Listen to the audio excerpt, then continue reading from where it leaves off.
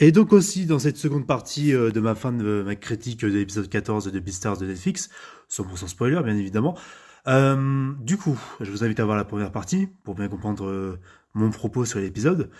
Voilà, il y a une évolution pour chaque personnage. Il y a Legoshi qui retrouve ses meilleurs amis, dont Jack.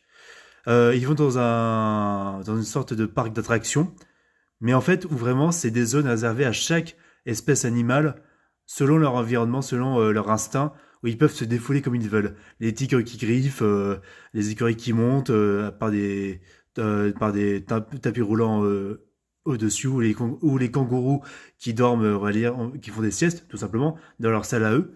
Et donc, t'as les Goshi, qui forcément est un canidé, comme Jack et les autres, et ses autres amis.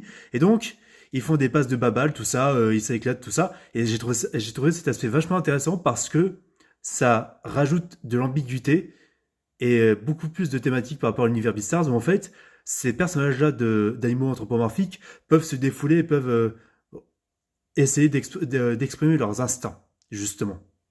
En dehors des dérives dangereuses qui sont des propos autant abordés dans notre réalité à nous, hein, sur tellement de thématiques très sombres de l'humanité, sur le fait que tu en as certains qui profitent du système pour faire n'importe quoi et pour faire des déviances limite sata. Je vais pas aller dans les détails, mais vous m'avez compris.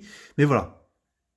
Et donc, j'ai beaucoup aimé aussi l'élément qui était placé à une scène où les gauchis regardent les différents plats de restaurants à Uno Bebebe, où son patron lui dit, qui est une chouette bien sûr, qui lui dit attention, il y a tel plat pour tel carnivore ou herbivore, et il a vu que pour les chiens, l'oignon, c'était pas bon. Et donc, il invite du coup Jack, voilà, chez lui, en fin d'épisode, et en fait, Jack fait tomber un oignon par terre. Et là, il se dit, bah c'est vrai que Jack ne m'a jamais donné de ses secrets. Et là, il se dit, ah, il y a quelque chose avec Jack, il est en dépression, il y a quelque chose où en fait, c'est comme s'il était suicidaire, tu vois. Parce que les chiens n'aiment pas les oignons. De ce qui est dit là, vous voyez ce que je veux dire. Donc concrètement, ça amène à beaucoup de choses et je pense qu'il y aura des personnages qui vont clamser. Les gars, s'il vous plaît, ne me spoilez pas. Hein. Vous pouvez en débattre en commentaire. Hein. Mais s'il vous plaît, déjà précisez spoiler.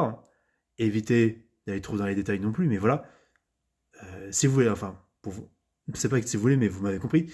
Voilà, beaucoup d'aspects qui sont imposés, qui sont exposés avec beaucoup de twists qui peuvent rappeler parfois Game of Thrones. C'est pour vous dire, comme je l'avais dit par exemple avec la scène de Melon avec Haru. Mais voilà, beaucoup de choses qui sont instaurées. Dites-moi ce que vous en pensez en commentaire, les amis. Moi, je vous dis à la prochaine. C'est Tarfi.